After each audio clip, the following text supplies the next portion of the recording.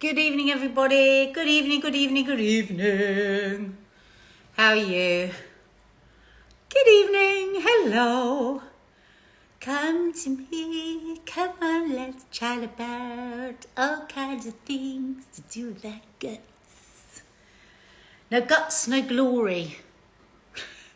I was trying to think of all the...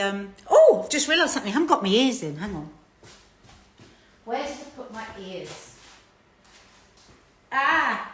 There they are. Well, I wish somebody could speak to me now so I know whether they're working. I'll have to wait and see if Tim can speak to me. And whether I'll hear him. I can't remember how long I've left these out. Hello, everybody.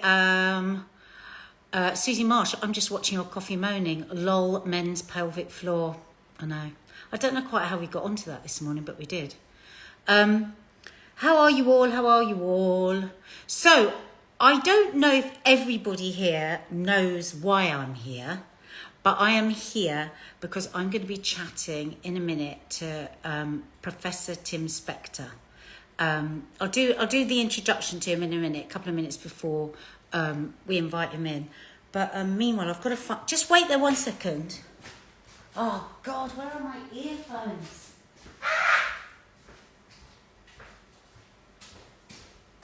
Mark, can I quickly get you to join to see if these work? Just do a request to join for 2 seconds. I will be saving this live, and thank you so much, Nicola Madgwick, for reminding me to do that. If anyone could remind me at the end, it would be amazing, because I do tend to just get to the end and just click off and delete. So Mark's just going to try and join so I can hear if I can hear him, because I don't know if these are going to work. And if not, I'll have to turn them off. So are you requesting, Mark?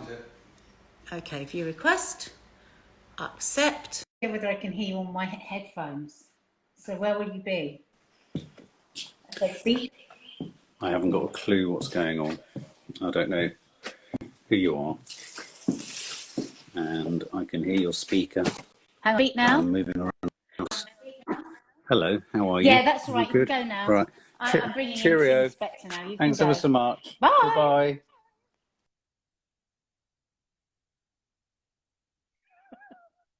Poor Mark. I just dump him all the time for scientists.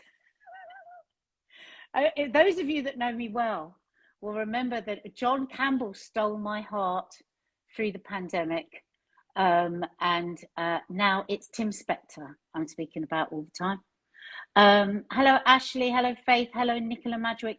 Thank you guys all day. You have been sending me in questions, and I've just been quite overwhelmed, actually. I'm so pleased because I've been kind of talking about the gut, but only from a Z-list celebrities POV, not with any credentials, of course, but just because I'm interested in health and I'm interested always in feeling better. And so I've really noticed recently how more and more people are engaging with me about it, where even my own daughter did today, and I've been boring the pants off her, but now she started going, oh, really? Oh, yeah. So I'm glad that you are now joining in on this, and there's lots of you. So I'm sure Tim is already there and waiting. So I don't embarrass him, let me just give him a bit of an introduction, and this comes from his book, Tim Spector, Food for Life, The New Science of Eating Well. And guess who got me this for Christmas? Nanny Di, who doesn't give a damn about health, who wakes up first thing in the morning, has Solbadine at 4 o'clock in the morning, will often eat a whole cake to herself. So, but she bought me this, and I love it. And there's loads of brilliant info in there. So if you, after me talking to Tim today, you want to know more, get his book. Right, so Tim Spector is a professor of genetic epidemiology, I've been practicing that all day, at King's College London. He's an honorary consultant physician at Guy's and St Thomas's Hospitals. He is a multi-award-winning expert in personalised medicine and the gut microbiome. And we're going to get him to tell us in really simple terms what the hell that is. And he's also the author of 5 books, including the bestsellers Spoon Fed and The Diet Myth. And obviously, this is his latest. Right, so let's have him in. Tim, if you're there, would you like to press your request? And I can accept you. Can I accept you? Do you know what? Whenever I'm watching lives, this is the bit I hate most. Oh, he's requested, so here he is. So we're going to have him with us any second, and we are going to. We're going to fly through as many questions as we can because I don't want to disappoint anyone. And he'll be with us in just 1 second. And just okay. So come on, Tim. Where are you? We're too excited. There's too much to find out about. Oh, Faith, I promise you I'm going to ask you about Bovril. You are desperate for this question to be answered, aren't you? Absolutely desperate. So I promise you I'm going to ask him. Okay? Oh, here he should be here, coming here now. I've accepted him. Are you there? Tim. Faith Goodman is so funny. Hi, Tim. Hi, Nadia. Oh my God, this is so brilliant. Earlier on this morning, on my stories, I said, my husband said to me yesterday, there are 3 people in this marriage now, you, me, and Professor Tim Spector. I'm driving my whole family mad because I've got your book and I keep saying, oh, and I'm telling everyone, I'm so excited. I mean, I've been really interested in the gut. From the first time I ever heard the gut is the second brain, which I found really confusing. And then I started to, delve deeper into how basically we've ignored how important it is, haven't we? So you're going to tell us all about that. So I'm going to jump straight in because I've had loads of questions come in and I don't want to disappoint anyone. Is that all right? If I just you? Yes. Okay, brilliant. Right, first of all, what does it mean when people say the gut is the second brain? It means that essentially there's more nerve endings in our guts than anywhere else in the body. And so if you put them all together, it would be the same size as a cat's brain. So it's sort of telling us that there's much more to our intestines than just this boring tube that makes you go to the toilet. So yeah. And it's a way of telling us that also there's a huge connection between our gut and our brains through this system of nerves there, and it explains why we when we get nervous and before exams and whatever it is we feel our tummy rumbling, or we need to run to the toilet, or we get the shits when we're having problems. Or people get anxious, tummy aches and bloating and this sort of stuff. So it puts you off your appetite. So there's a clear connection between the two. And until recently, we didn't know that not just the nerves that are connected, but also microbes connect our brain and our gut, and that there's a huge link between our gut health, which is the health of the microbiome community, and the health of our brain and our mood. So you can change your mood, and they've done this in mice and animals, simply by changing your gut microbes, putting some in, some out, taking some away, antibiotics. It's quite amazing that you can switch your mood on and off just by putting different bugs in your gut that are essentially little mini pharmacies. I love that. My father is from the Middle East, and he has an amazing gut. He tells us all the time because he's always drunk kefir and all these things, and he's always said, and it was our family motto, the larder is the greatest pharmacy of all. And we just used to sort of poo-poo him, how appropriate. We used to poo-poo him. But my God, he's right. The more I read, the more I find out. I've been listening to you all over the place on all sorts of podcasts, and it just fascinates me. But a lot of people here want us to go a bit back to the basics, right? So I'm just going to give you some quick fire questions. In the simplest of terms, what is a polyphenol? It's the same thing as an antioxidant, isn't it? We might have heard that more. They used to be called antioxidants before we really knew what they did. It was just medical, scientific mumbo jumbo. Really doesn't mean much. But Right. a polyphenol is a whole group of lots of different chemicals, which are defense chemicals in plants. And Right. healthy plants have these chemicals, and when we eat them, our microbes use them as fuel. And they basically like rocket fuel for your gut microbes. And so that's why there's a huge difference between foods and plants that have high polyphenol counts and those that have nothing.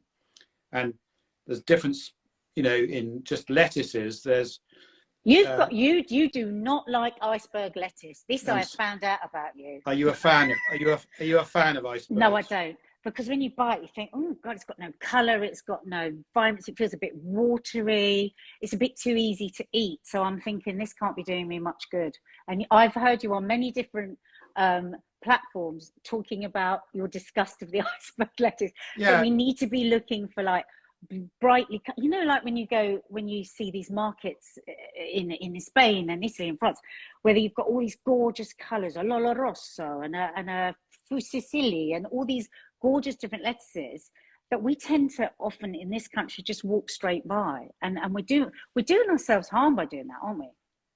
That's right. We tend to pick the blandest ones that last the longest in our fridge. Yeah. And until recently we didn't think there was anything wrong with that, and I didn't either. To be honest, it's not like I had when I've been eating iceberg for 30 odd years, but only recently doing my research on the book realized just how useless they are, a pointless food to eat at all. And to pretend you're doing something healthy by having an iceberg salad is a waste of time. Whereas you want to be just paying a bit more attention to what you're eating. And as you said, those bright colors are a big alert.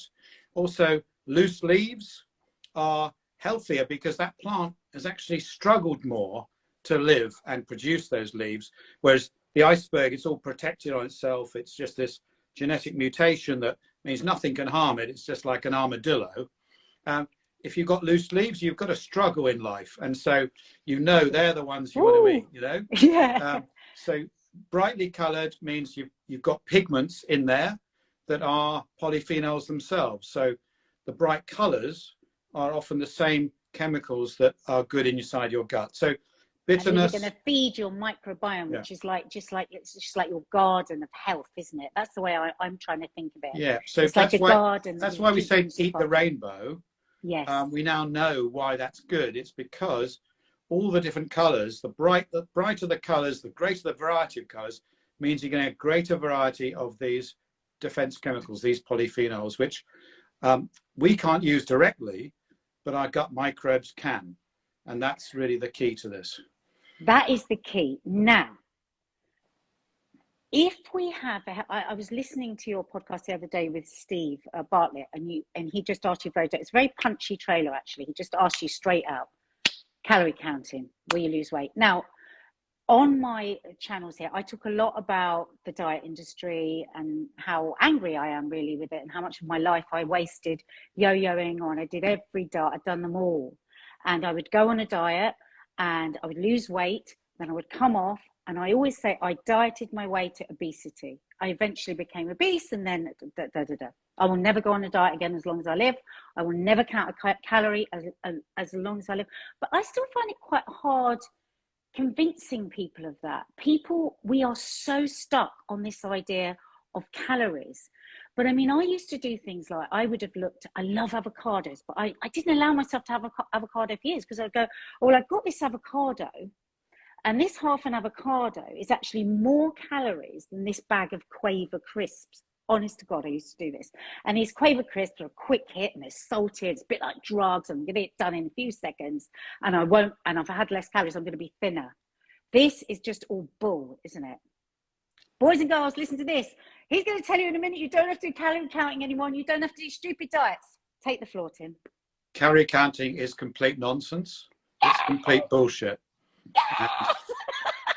Virtually nobody can do it, and even professionals can't successfully calorie count. Count a calorie. And it's a nonsense, and we now know that but we've been brainwashed by the food industry, by stupid government announcements, by NHS posters, by the diet industry itself, which is also feeding off this by, you know, offering these miracle tablets or these special low-calorie meals in a tube or whatever it is. So, and when you take anything that they take fat out of, they seem to have to put a lot of sugar in, because it's the sugar to not have the fat. And even in my darkest, most stupid moments, there would be a little flicker of going, is that quite sensible? Having grown up with a mother and father who, my father being Middle Eastern, but very fantastic Mediterranean diet, just naturally amazing cooks. I'm a really good cook. I've written cookery books, and yet I got completely sucked into the diet industry, and it's a huge money making machine, isn't it? And I'm just so passionate about, you know, people like you just coming and saying, no, there's a way. You don't have to starve, because you can be obese and be starving because you're not getting any of the nutrients, any of the polyphenols that are going to feed this garden of yours, that's going to make you feel amazing, isn't it? And the thing is, it's not just, you know, if what I understand, correct me if I'm wrong, if you look after your gut, one of the side effects is you could lose weight, which I like. Rather than thinking, oh, I'm going to look after my gut to lose weight, one of the side effects could be you lose weight. Now, mental health, we talk a lot about on this channel. Again, if it's the second brain, is it affecting our anxiety, depression, things like that? Definitely, yeah. No, everyone who's depressed or anxious has, you know, a below par gut microbiome on average when we look at it. So, hang on a minute, everyone. Well, I'm saying when you do studies, when you've done the test, everyone you've tested. Saying, no, but yeah, everyone you've tested. Everyone we test who has, you know, a history of depression and anxiety, which is a large proportion of the population, have abnormal microbes that are, you know, potentially making the problem worse. So we think that the gut microbes in anxiety and depression, and you can make mice anxious and depressed by transplanting them from an anxious mouse into a sterile mouse. You make that new one anxious. Blows my mind. And because it's, you know, a lot of this stuff is chemical, and foods are chemicals, gut microbes produce other chemicals, and our brain reacts to chemicals. This is why we should be chemical counting, not calorie counting. And it just makes absolute sense to me that we need to start thinking about food not in calories, because it obscures the quality of what you're eating, and think about actually the ingredients. And as you said, most low calorie foods you see in supermarkets have 20 ingredients with chemicals that are actually making your gut unhealthier, making you more depressed, making you, and proven now that identical calorie foods, one processed, one unprocessed, the ultra processed one looks the same. It will make you overeat, make you hungrier, make you more tired. And this is what the food industry has thrived on. And they give, you know, they're brilliant at it. You know, you and I love quavers for a reason. They're brilliant. They're brilliant designed by brilliant scientists, make us want to eat them. And it just reminds me as a kid, and, you know, going to the swimming pool with my mum, and that's my treat. And I still will eat them. But now I know. Will you? Well, you know. Do you know what I call them? Cheesy air. Because I remember saying, isn't it clever that somebody's selling us cheesy air? It's brilliant, really, isn't it? And at huge markups, it costs them nothing to make. And they have huge profit margins. They can afford all the advertising, and they end up being effectively sponsored by the government, you know, to do this ultra processed stuff. So but you know, I'm not trying to tell you to anyone you can never have quavers again in your life, right? This is really important. We're about sustainable changes, and this is an important time of year where, as you said, people go crazy on crash diets. They fail, they get depressed, and then they binge eat, and it all goes horribly wrong. It's about realizing a new way of looking at food, and that's really why I wrote the book, is to give people practical advice. You know, you go to a shelf, what lettuce do you buy? You go, what bread do you buy? What, you know, how do you make choices when you're faced with this brainwashing from the companies and adverts, etc.? And I think that's really where we want to get off. And it's about small changes, moving to, and it's a big book. But don't be put off by that, guys, because it's really clear. And as Tim says, it gives you really good guidance, good, clear guidance. There's lots of people asking things like, how do we improve our microbiome? And all that. A lot of that's in the book. Now, I'm going to get on in a minute to the questions, but I do just want to ask that one thing. So a lot of people, I think, get overwhelmed and think, they read or they listen to something else and think, oh, but I've been so awful. I've just eaten so badly. How am I ever going to fix this? Can you just give hope to people that think, I'm so unhealthy, you're throwing the baby out with the bathwater? What would you say to them? Well, first, you've got to lower expectations that you can change everything in a few weeks. Yeah.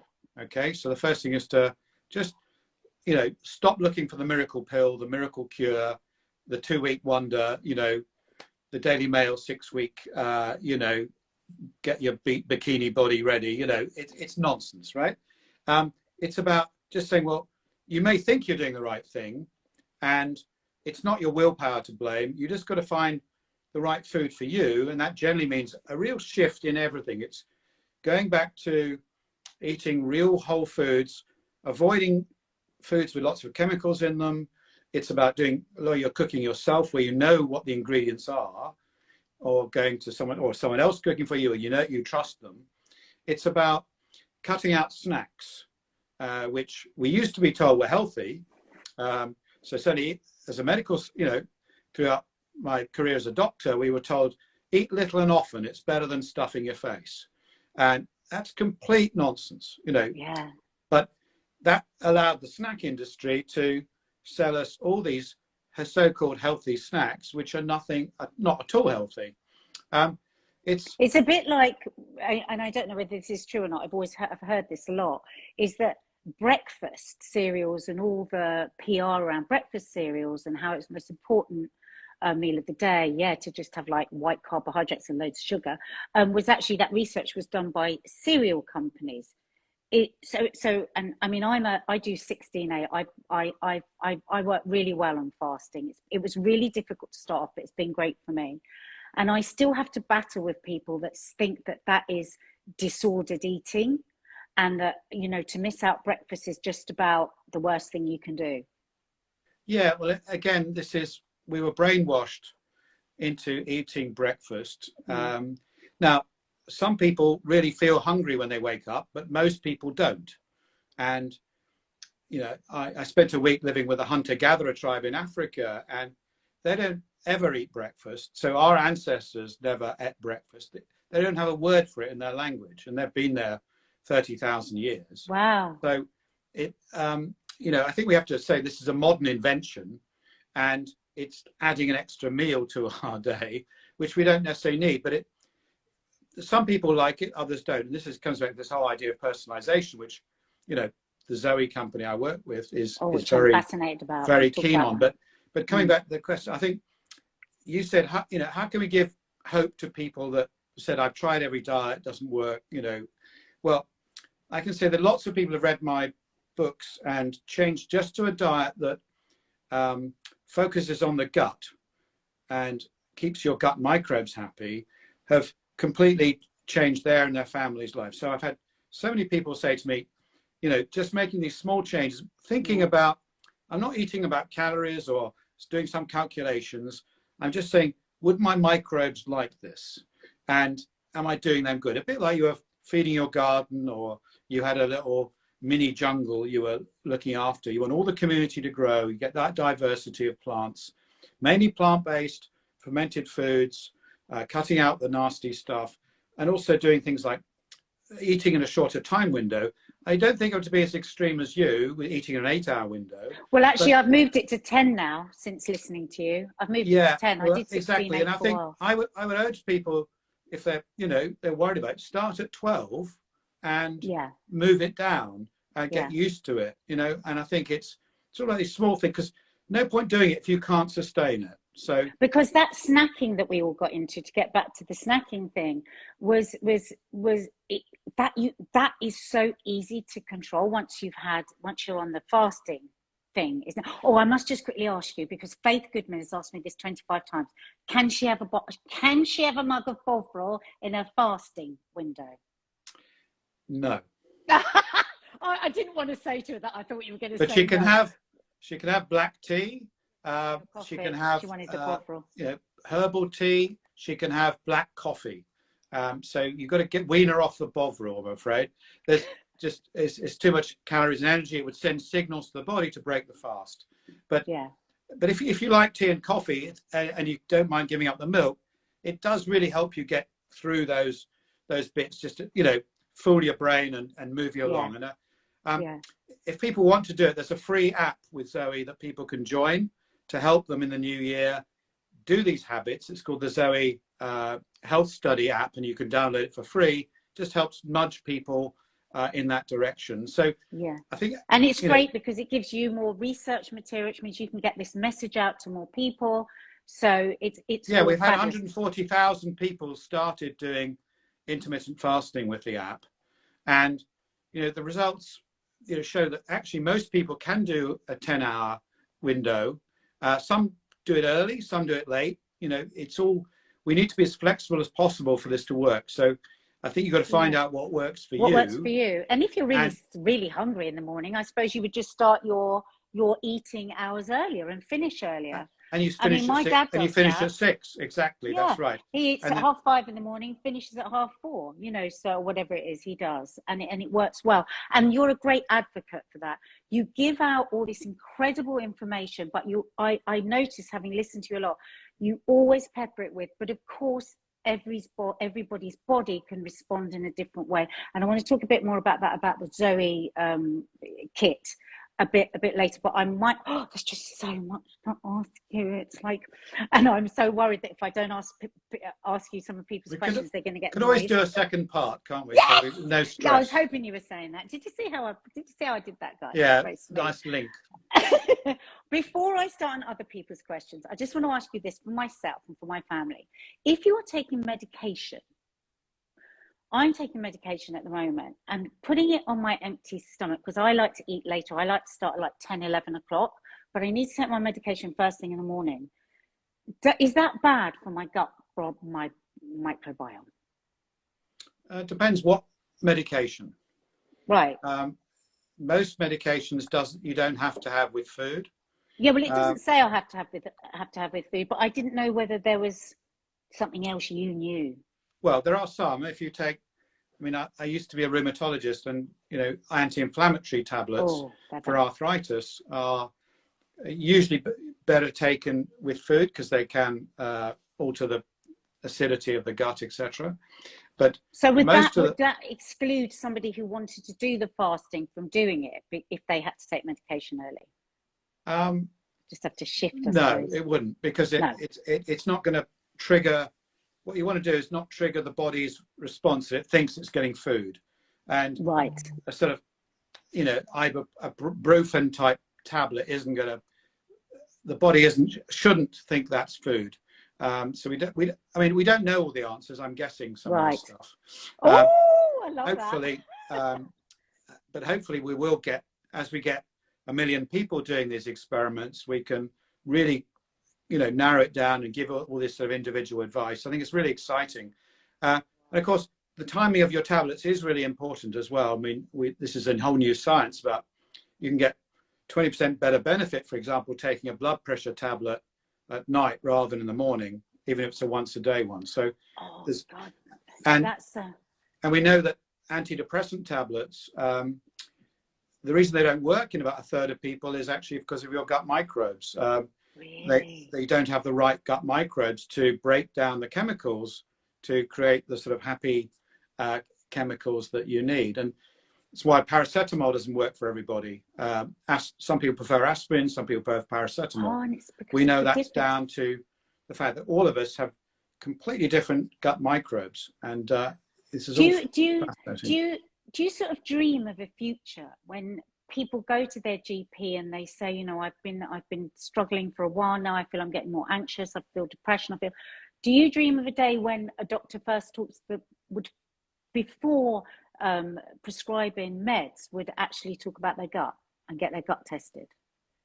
I do, and 10 years ago, I didn't meet any GPs like that at all. But there's a group of doctors called the British Association of Lifestyle Medicine, where there are hundreds of GPs now who do realise this, and they're still a small minority, but they are doubling in size every year and sort of fighting back against the prescription only type of doctor. So I am optimistic that this message that, often people buy my books for their GP because we're not taught this as doctors, and GPs are too busy to change their minds about this stuff. So, but I am optimistic. So my dad was always right.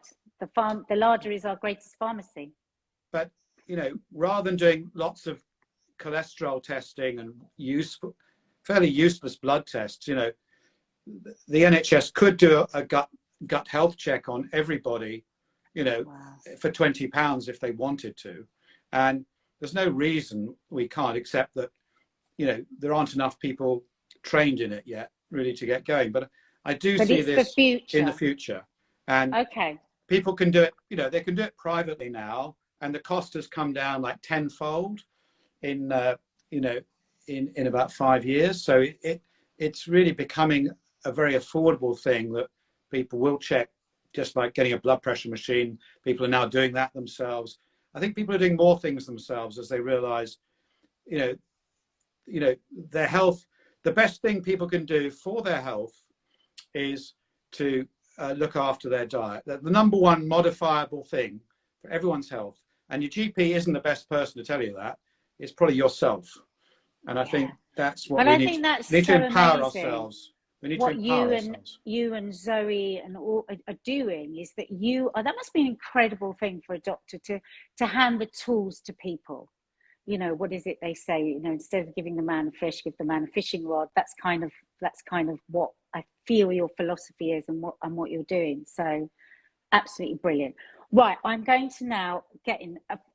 First of all, is coffee? Now, you actually said the other day on something I was listening to, people who drink coffee live longer. That's a huge statement.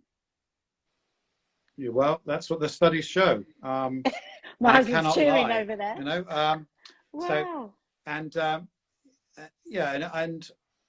I've been looking at coffee and diseases for, I don't know, over 30 years now. And as the studies have got better and better, it's become clearer that what we thought coffee gave you heart attacks, right, 30 years ago. There was epidemiology studies and show it gives you heart flutters, and doctors warned against it, and it was bad for your blood pressure and bad for this and bad for that. But eventually the other studies came out, and now it's very clear, total agreement in the field, that coffee reduces heart attacks and extends your life. And who knew? Who would have guessed? This guy, right? So cutting calories, that doesn't work.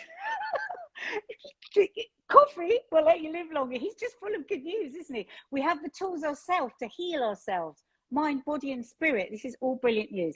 Okay, I've got to get on to some questions because I can see people are like, ask my question.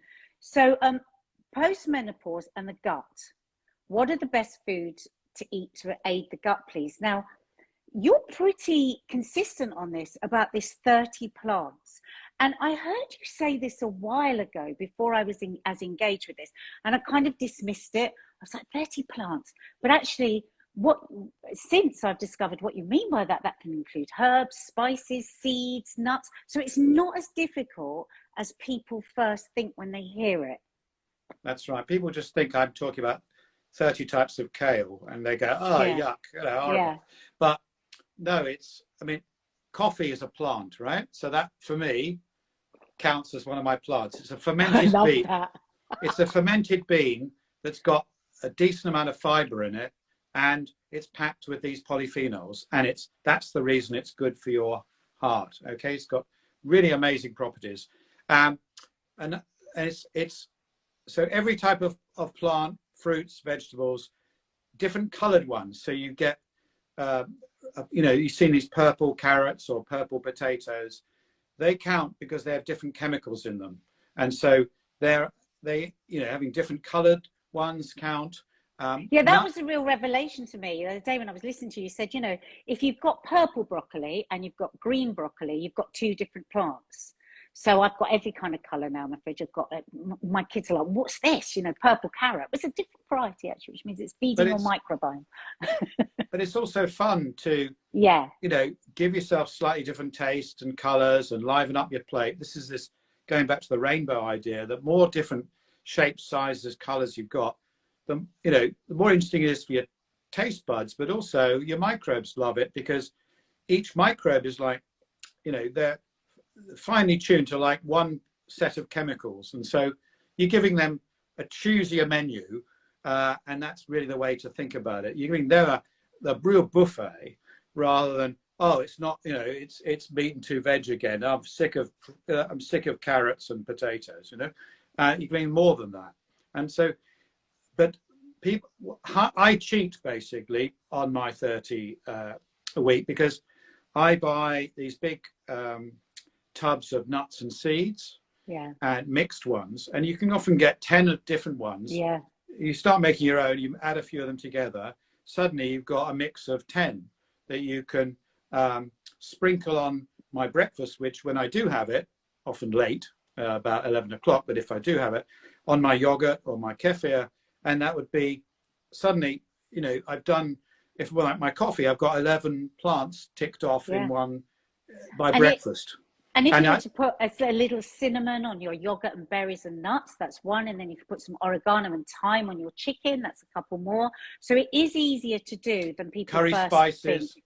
Curry spices have been proven. Just 1 teaspoon of a mixed spice added to your daily meal increases your gut health. So, you know, the more we make our food interesting, you know, we can add in, you know, I mean, I'm a big fan of fermented foods, and I'm struggling with that, I have to tell you. Yeah, but I'm not doing very... Yeah, well, you just little by little, don't go overboard, you know. And there's how much can you get away with having, like that much kimchi? Yes. Is that enough? Seriously, you don't need to eat a whole bowl of kimchi. It's you have it like you would a chutney or something, right? And just on the side of your plate with a bit of cheese, you know, have it like as a pickle. It's so strong and powerful that you don't need to have masses. You can mix it in with mashed potato or other things, or with rice. Because just a lot of these, they are, people who aren't used to them, they are strong, right? I mean, the first time I went to Korea, and I was at a conference, and I went down to the hotel, and they were all you could eat for breakfast was kimchi for breakfast, right? And I think, that, but you know, 10 years on, you know, I love it. You have to get used to it. So it's a habit like anything else, you know. And I think, but doing it's like kefir. People say to me, fermented milk. People say to me, "Oh, Tim, I don't like kefir." I said, "Well, just mix it in with your yogurt and slowly increase the amount." We forget that we, you know, when we were teenagers, we used to have tea with like 5 sugars in it, and we wean ourselves off very quickly. So it's all about doing this stuff. And there's so many different fermented foods out there that even if you don't like dairy, there's coconut, there's fruit kefirs. There's really something for everybody now, and there's no real excuse to not have them at all. And lovely creamy full fat yogurt, put the fat back in and it's delicious, and you then don't need loads of sugar. Lots of people are asking, just quickly, can kombucha have sugar or not? Must it not have sugar? Well, kombucha is made with sugar. So never made kombucha. The basic kombucha is made with tea. So you brew a sort of mega pot of tea, dilute it a bit, and you add like 6 tablespoons of sugar to this big container. The microbes then eat the sugar and convert it into these acids and give sour taste and a tiny bit of alcohol. So that it's a bit like brewing. So by the end, there's not much sugar left. But some commercial kombuchas add back in extra sugar to make it more palatable. So some of them I'm not so keen on, because they are a bit, you know, they've got long shelf lives. They may be sterilized, even pasteurized. So we have to be a bit careful, trying to look for one that's got minimal sugar, but you know, you like drinking, and maybe has a little sediment in the bottom, which shows Yeah. it's still alive. Yeah, don't be frightened of that. That means it's alive, like apple cider vinegar with the mother. That's the good stuff. But it's got, yeah, if it's been there too long, it's got good long shelf life where it says pasteurized, then it's pretty useless. So you've got to be a bit careful on some of these things.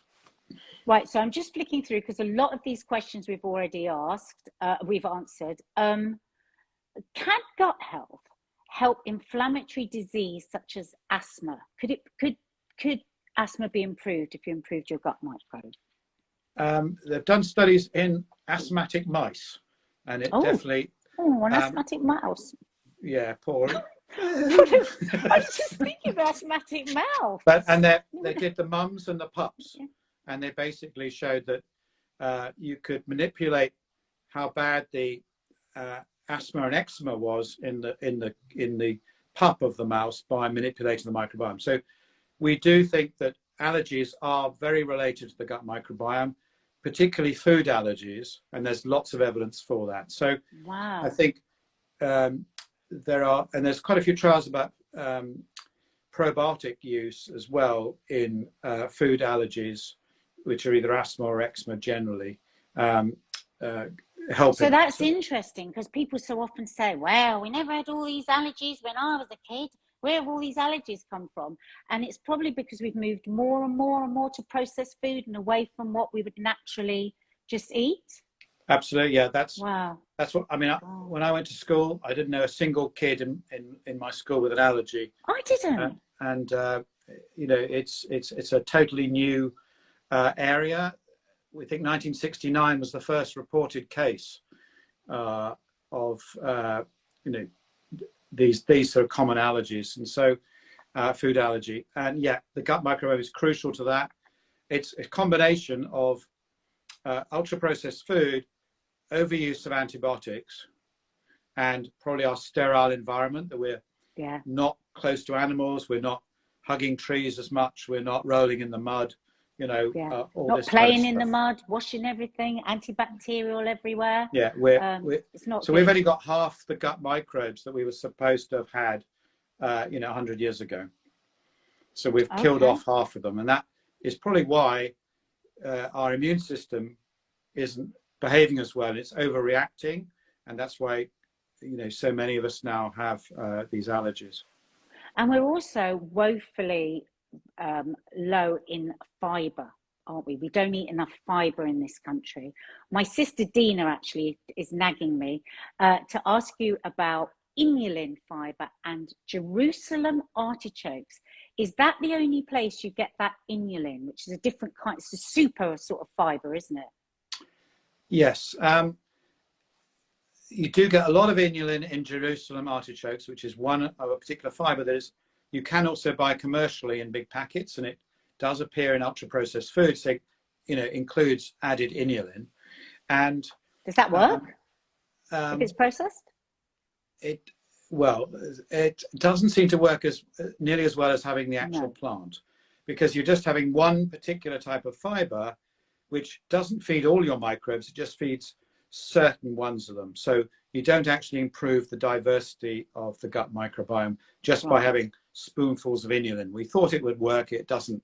As usual, nature is always better than some you get out of a bottle or a packet or a factory. So, but having it natural form, you don't have to just have Jerusalem artichokes, which many British people call farty chokes, as you know.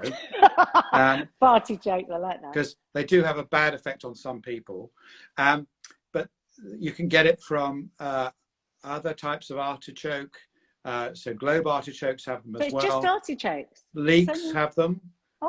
Onions have them. So a lot of the allium family have them as well. So they are in, you know, there's either some in bananas. So, but I wouldn't get obsessed. What I'm trying to do is not with reductionism. I think it's all about whole plants and lots of different types of fiber. That's why I say, rather than say you must get fiber at all costs as my number one, my number one thing is to say, if you eat 30 different plants a week, you're bound to be getting enough fiber, right? You don't have to worry about it. It's if you're not, then you might have to sort of top up and things. In the book, there's all kinds of tables about which foods have got the most fibre, which have less. But I want people to move away from trying to find one superfood or one chemical that's going to save their lives, and think more holistically about eating, and also eating to enjoy it. You know, let's look at this whole range of amazing foods. Try new ones. Get out of, you know, ruts, and avoid the chemicals. There's so many good things in nature that we should be trying. And I think it's important to say that people don't think here, because a few people are saying, so are we saying this is just a vegan diet? You're not. You occasionally eat fish, you occasionally eat meat, is that right? And what I love about your philosophy is that, like you say, you are not saying don't do this, don't ban. You're just saying these are the things that could make you feel fantastic. By having a really varied diet, you can feed all these different microbiomes, and they just, because they all need a different flavour. They need a running buffet, don't they? That's right. They need, each of them are very fussy. They're all like little fussy animals that only want that one chemical. Oh no, I'm not eating that one. You know, like these fussy kids. That's a great way to think of it. Yeah, it's like you've got 100 trillion kids inside your gut, all very, you know, very irritatingly picky. So you've got to give them all the right choice, and so they can then grow and flourish. Now, my friend Dance Your Tits Off has taken full advantage of our friendship and sent about 10 questions. But I'm only going to ask one because it wouldn't be fair, Kaz. Now, Kaz is a personal trainer. And I think by the tone of her question, she was a little annoyed about what you said about exercise and weight loss. Is there not a calorie, what's that thing you say, calorie deficit, calorie, whatever it is. What did you mean when you said exercising doesn't help you lose weight? Okay, well, there's several levels to this discussion. So at a purely scientific level, when people have done proper controlled clinical trials and they give you know, one group an exercise plan and the other a just normal health leaflets, whatever, the group on the exercise, when you follow them up a year later, are in most of the studies not significantly lighter than the group that don't exercise. Mm-hmm. Okay, and that's probably because well, we know now that they might short term for a few weeks lose some weight. You know, some of them might increase muscle a little bit, but mostly it's because the body adapts to this, and we're a very clever machine. We're not just an old-fashioned furnace that you put coal in one end and you get heat out the other. It's a very calibrated, computerized system that says, okay, if the body's exercising, it's using up calories. I've got to keep the body supplied. So what do I do is let's shut down the amount we're using up. So it shuts down our metabolism. And so people who exercise generally reduce their metabolism and they increase their appetite. Okay, so your body is becoming, in a way, much more efficient. And it's like a house where, you know, you suddenly got double glazing, you can't get rid of the heat, you know, it's keeping everything in. And that's what exercise does. And so the more you exercise, the more this happens, as your body is trying to maintain that weight and puts your appetite up. Not as much as if you were calorie counting or restricting, but those two things together mean that most people, and I'm always caveat this, I'm not saying your friend doesn't have some clients who can lose weight this way. I'm just saying on the average, when you compare to people not doing anything, there's no significant difference. And that means some people are gaining weight when they exercise as much as they are losing weight. And that's essentially what it means. And God, and I thought I was the only person in the world that put on weight when I was training for the marathon. And I was heavier at the end of the marathon than when I began. But of course, what freed me from the horrors of exercise was when I stopped doing it with the hope that it would change the way I looked, because it was a stick that I just kept beating myself with, and whatever I did, I was more miserable. Now I exercise because of the way it makes me feel. And that is amazing. And when I exercise, I then want to eat better, and I want to drink less, and I want to carry on not smoking, even though I've given up for 20 years and I still love it. And so I think you obviously you're still an advocate of all of that, but don't be, killing yourself on the treadmill for hours and hours and hours. Well, I think exactly. I mean, I exercise and I feel much better for it. It's great for your mental health. So it's great. good for my heart. It prevents cancers, reduces aging. But I don't want people being misled by gyms and posters and fizzy drinks companies saying if you go to the gym, you can have all our drinks and our Lucozade and our sports aids and all this stuff because you're so great. You've got rid of all those calories. You're burning in the the red zone or whatever it is, and the fat's coming off it. It's all nonsense, right? This is just absolute. Just exercise because it makes you feel fantastic. Exercise because you want to do it. Exercise because it's good for you. But if you want to lose weight, the only thing that's going to do it is you've got to look at what you're eating and change not only what you eat but how you eat. Thank you. Now, Beth has asked this, and actually I want to know this as well. You're not an advocate of taking vitamin and mineral supplements. You prefer people to get it from their food because they're often very poor quality, isn't it? We don't even know if we can absorb it. I get all of that. But what about vitamin D? I'm a huge fan of John Campbell's. Well, John and I disagree. We did do a podcast together where we did give our differing views on vitamin D. I've written about 30 scientific papers on vitamin D, and studied it most of my career because my speciality was osteoporosis. So I was a consultant in osteoporosis, and basically as I was giving out things like HRT or bone tablets, I'd always prescribe calcium and vitamin D. Now, the recent studies have shown convincingly that calcium does not work at all and actually increases your risk of heart disease. Does it calcify your arteries? It does seem to, yes. So, and that just is an example of why calcium in your diet is good, because many vegetables have it, but you're taking tiny amounts all the time, which just slowly get absorbed and your body can deal with it.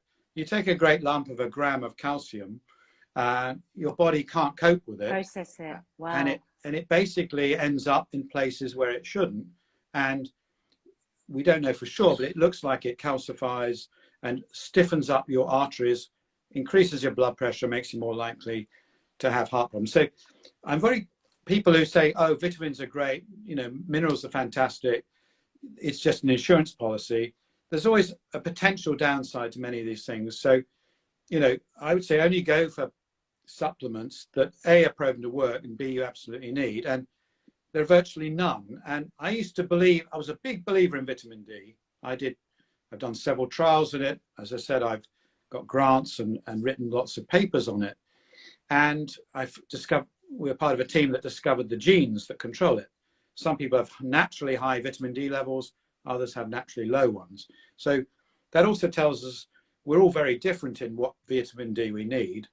But the most recent trials of vitamin D, huge trials, 50,000 people, showed no benefits for fractures or falls. Wow. And no benefits really for many things. A suggestion that it might help cancer in some cases, but for 99.9% of people, it doesn't do what everyone thought it did do. So the experts now agree it doesn't work on bone health, which is what I was giving it out, and still doctors dish out today on the belief that it does some good. So it's very strange that we've trusted this, these chemicals, which are not, they sound like the sunshine vitamin. It's actually a hormone.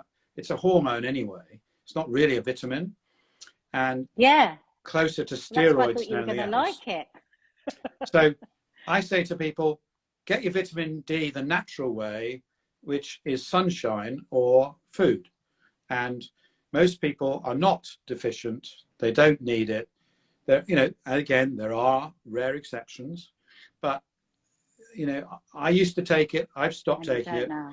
And I go go for a walk outside. And even in winter, you can get some vitamin D, and you can also get it through food. And I've discovered, in the book, goes through lots of foods that do contain vitamin D you didn't think do. And it does not just oily fish. You know, most of the mushrooms you get contain vitamin D, and you can boost them by putting them on your shelf in the kitchen. I just love that. I Yeah. mean, I just love that. You sunbathe, you put your mushrooms out to sunbathe, they take in the natural vitamin D and then give them back to you. This is the book that Tim is speaking about. If you've only just come, Food for Life. It's his new book. He's written 5, and it's fabulous. It gives really clear directions on all of what we've been talking about. Loads of people are asking, are we going to save this live? Of course we are, as long as I don't forget and do the wrong thing with it. Of course we are, because there's been so much amazing information. I'm worrying that I've kept him too long, but there's somebody here that just keeps on asking about whether tea can be included as a plant, and I don't feel like I cannot ask that question. Can she include tea as one of her 30? If it's green tea, yes, but not, I'm afraid, normal black tea doesn't quite cut it. Not enough goodness about it. Has small amounts of polyphenols, but you'd probably have to have about 20 cups a day to help you. But there is some evidence that, big tea drinkers do get some benefits, but it's about a quarter as much as coffee. And I've managed to finally like it, green tea, because I found one with spearmint. So it tastes like Moroccan tea, that lovely Moroccan tea. And now I have that first thing every morning. And yeah, it's just, so try that, guys, if you're having trouble with getting the green tea down. Yeah, if you don't like coffee, then you need to find other alternatives. And I think the best one is green tea. And I think, yeah, you're right. These mixes with mints and things make it easier to drink, definitely. Now, I don't want you to go until you've told us about Zoe Test Kit. I am so excited about this. My husband, I, and my sister, we're all going to take this kit. What are we going to expect? What does the Zoe Test Kit do for people? So the Zoe Test Kit came out of experiments we did a few years ago with 1,000 twins, where we gave them all identical meals and saw that people react very differently to the same food. And we gave everyone a muffin and a milkshake, and 10-fold difference in their blood responses to the same food at identical times of day. Wow. And what this showed, we got peaks in sugar, peaks in fat, how long the fat took to leave your system. And we also looked at their gut microbes. So the 3 things that we test are how you respond to carbs in your blood sugar, how your body gets rid of fat quickly from your system, and what your gut health is like. So that's the starting point. And you get a glucose monitor, you do everything yourself. It's all done at home. And you send us a poo in the post. Poo in the post. Yes. And I've only just met you. Well, okay. I do talk about poo a lot, so I'm sorry about that. Well, we shouldn't be embarrassed about it. It's very important. Okay. So you get that. That's the test period. And then you start logging your foods, and you see your glucose is measured for 2 weeks constantly. So you'll see on your phone what your blood sugar levels are doing. Oh my God, I can't wait. Every time you have your quavers or your Prosecco, whatever it is, you can see things changing. And you'll see, and then once you get that back, you then get compared to the 50,000 other people that have now done the test, and get told what your scores are for are you on scale 0 to 10? How good are you at processing sugars, fats, and what's your gut health like? And then we put everything together in a score, so that every food you can think about is given a score 0 to 100 based on those 3 things. That's personalized to you. So wow. And this is the future. I think it is, because I used to have what I thought was a healthy breakfast of muesli, orange juice and tea with low-fat milk, and completely changed that when I realized that actually was giving me a really big sugar spike, which made me hungrier, which gave me inflammation, and long term is going to cause me problems. Yeah. Oh, I've lost you. Hang on. I lost Are you back? Yeah, you're back. Yeah. So every food then gets a score, and thousands of foods you can then look up. So you can then say, oh, my normal breakfast. What's your normal breakfast? Mine now is yogurt, seeds, and blueberries. Greek yogurt. That sounds good if you're. But it might not be for me.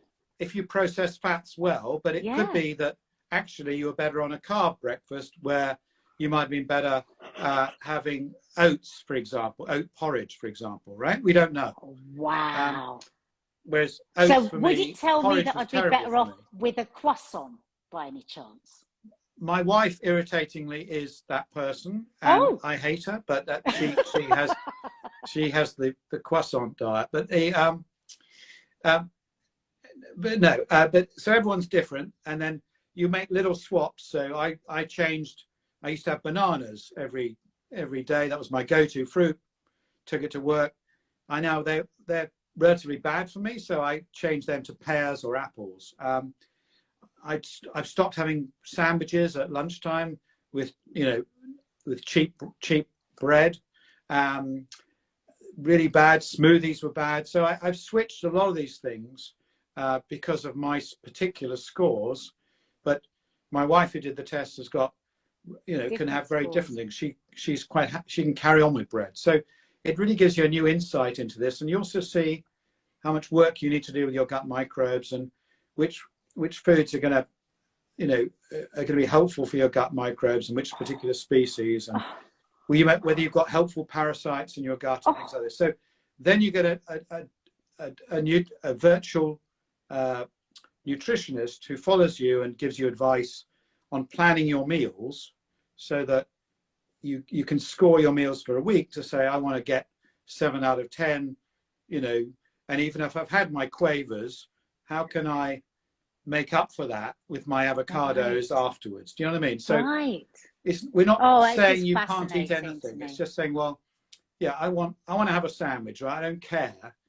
Give me what's the recipe for a sandwich that will really give me a good score. So you have lots of cress in it, lots of different vegetables. There might be a really seeded bread or something. Yeah. Wow. Oh, are you there? Yeah, sorry, my battery's running out. That's what it is. Well, I'm so excited about that. And guys, I'm going to be doing this test kit with my husband and my sister, and we're going to film it all. We're going to do it all on YouTube, so you'll be able to have a look. And what do I mean, have a look? You'll be able to watch that and watch our whole journey on what happens for us and how fantastic or not we end up feeling. We don't know. We're open. We don't know what's going to happen. And I'm just so grateful. There's so many people been saying here how fascinating they found this, Tim. So we are so, so grateful. I've been talking to my community about this all week, and people have been really revving up to listen. I will not forget and delete it. I will post it up. And it would be so nice if we could do another one of these. Yeah, pleasure. Yeah? Oh, brilliant. Because there's still so many things they want to ask and I want to ask. So we'll have to do more. But thank you so much. And I'll send you my film about my Zoe Test Kit and how it went. I'm looking forward to discussing you and your gut in more detail. Thank you so much, Tim. And thank you, everybody, for joining. Yeah, great questions. No Thanks. glory. Bye. Bye.